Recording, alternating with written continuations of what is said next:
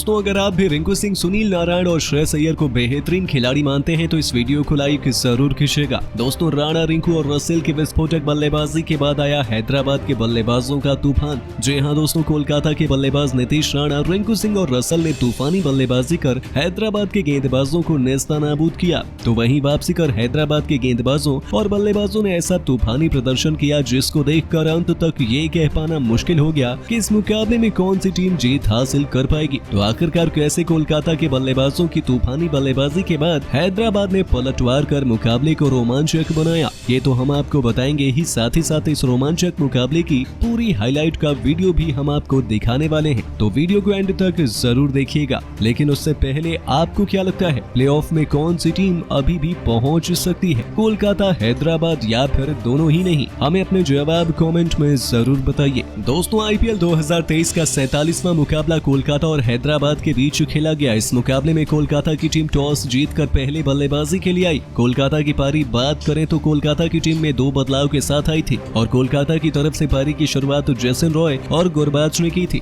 दूसरी तरफ से गेंदबाजी की शुरुआत भुवनेश्वर कुमार ने की और इस दौरान जेसन रॉय ने 2 चौके की मदद से 8 रन बटोरकर टीम को मजबूत शुरुआत दिला दी थी। तो वहीं दूसरी तरफ से गेंदबाजी करने आए मार्को यानसेन ने 8 रन के स्कोर पर टीम को पहला झटका गुरबाज को गोल्डन डक के रूप में ब्रुक्स के हाथों करा कर दे दिया था। जिसके बाद बल्लेबाजी के लिए वेंकटेश आते हैं, लेकिन आज उनका बल्ला नहीं चला और वो इसी ओवर में 4 गेंदों पर 1 चौके की मदद से 7 रन बनाने के बाद विकेट कीपर के हाथों कैच आउट हो जाते हैं। जिसके बाद बल्लेबाजी के लिए कप्तान नीतीश राणा मैदान पर आए। हालांकि दूसरी तरफ से बेहतरीन बल्लेबाजी कर रहे जेसन रॉय 5वें ओवर में कार्तिक त्यागी की गेंद पर मयंक अग्रवाल के हाथों 19 गेंदों पर 4 चौके की मदद से 20 रन बनाकर कैच आउट हुए। जिसके बाद बल्लेबाजी करने रिंकू सिंह आते हैं और ऐसे में 35 रन के स्कोर पर 3 विकेट गिर जाने के बाद रिंकू ने कप्तान राणा के साथ मिलकर टीम को संभाला और पावर प्ले में 49 रन 3 विकेट के नुकसान पर कोलकाता ने बना दिए थे। लेकिन रिंकू सिंह, नीतीश राणा ने टीम को संभालते हुए 61 रनों की साझेदारी की, लेकिन इस साझेदारी को आखिर में कप्तान मार्करम ने तोड़ दिया, जहां पर कप्तान मार्करम ने नीतीश राणा को 31 गेंदों पर 3 चौके और 3 छक्के की मदद से 42 रन बनाने के बाद कॉट एंड बोल्ड कर दिया। जिसके बाद बल्लेबाजी करने आंद्रे रसेल आते हैं, जिन्होंने आते ही विस्फोटक बल्लेबाजी कर 2 छक्के लगा दिए। लेकिन इसी बीच 15वें ओवर में मयंक मार्कंडे ने आंद्रे रसेल को 15 गेंदों पर 1 चौके और 2 छक्के की मदद से 24 रन बनाने के बाद नटराजन के हाथों कैच आउट करा दिया। जिसके बाद बल्लेबाजी करने सुनील नारायण आए और उनका बल्ला एक बार फिर से नहीं चला और वो 2 गेंदों पर 1 रन बनाने के बाद 16वें ओवर में भुवनेश्वर कुमार की गेंद पर मयंक अग्रवाल के हाथों कैच आउट हुए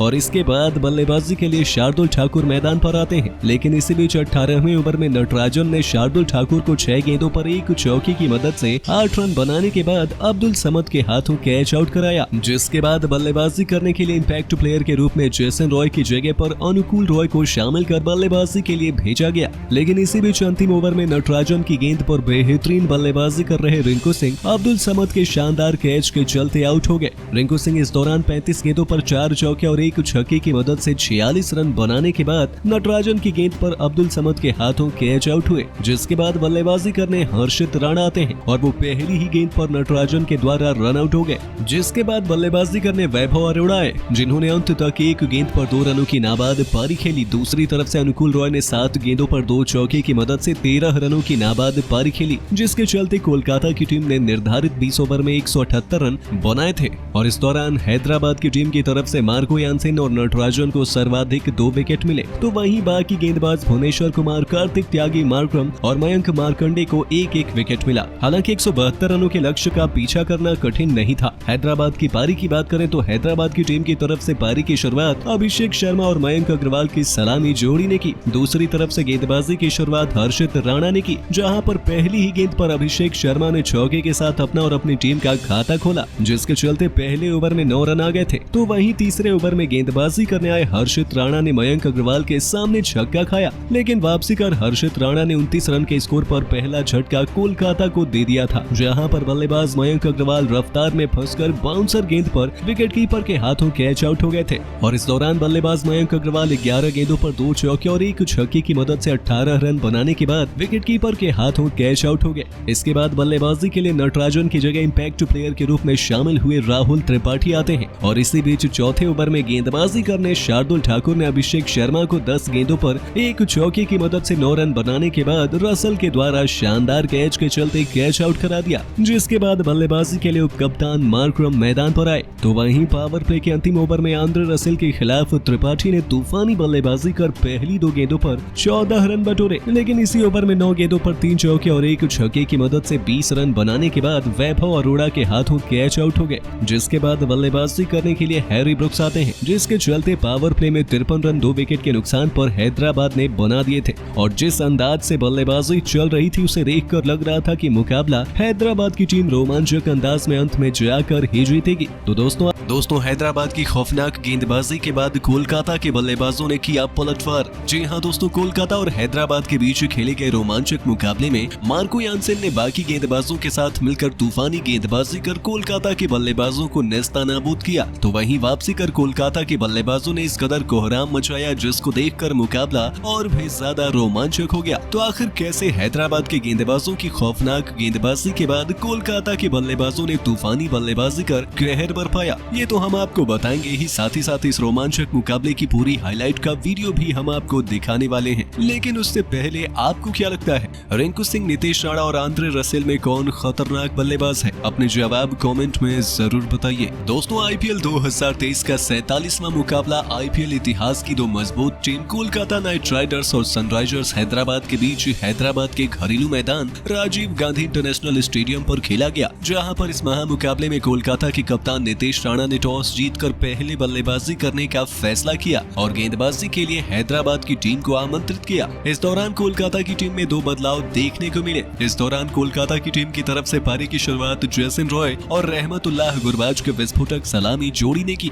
दूसरी तरफ से गेंदबाजी की शुरुआत हैदराबाद के अनुभवी गेंदबाज भुवनेश्वर कुमार ने करी। भुवनेश्वर कुमार ने पहली 2 गेंदों पर बल्लेबाजों को काफी ज्यादा परेशान किया, जिसको देखकर हर कोई हैरान रह गया था और बल्लेबाज भी सोचने लगा कि इस प्रकार से बल्लेबाजी की जाए। लेकिन ओवर की तीसरी गेंद पर जैसन रॉय ने अपना और अपनी टीम के साथ 4 रन के साथ ही शाही अंदाज में खाता खोला और लगातार 2 गेंदों पर 2 चौके लगाकर दिखा दिया कि आज वो ऐसे ही अंदाज में बल्लेबाजी करने वाले हैं। हालांकि गेंदबाजी ने वापसी कर अगली 2 गेंदों पर एक भी रन नहीं दिया और इस ओवर में 8 रन के साथ बेहतरीन शुरुआत कोलकाता को मिल गई थी। इसके बाद अगले ओवर में गेंदबाजी करने के लिए मार्को यानसेन आते हैं, जिन्होंने 8 रन के स्कोर पर पहली ही गेंद पर कोलकाता की टीम को पहला झटका दे दिया था, पर उन्होंने बल्लेबाज गुरबाज को पहली ही गेंद पर अपनी रफ्तार में फंसाया और हैरी ब्रुक्स के हाथों कैच आउट करा दिया। इस दौरान गुरबाज गोल्डन डक के रूप में ब्रुक्स के हाथों कैच आउट हो गए। इसके बाद बल्लेबाजी के लिए वेंकटेश मैदान पर आते हैं, जहां पर उन्होंने आते ही पहली गेंद पर गेंदबाज को सम्मान दिया, लेकिन दूसरी गेंद पर चौके के साथ अपना खाता खोला और दिखा दिया कि इसी अंदाज से आज बल्लेबाजी देखने को मिलने वाली है। लेकिन इसी बीच ओवर की अंतिम गेंद पर मार्को यानसेन ने वेंकटेश को विकेटकीपर के हाथों कैच आउट करा दिया,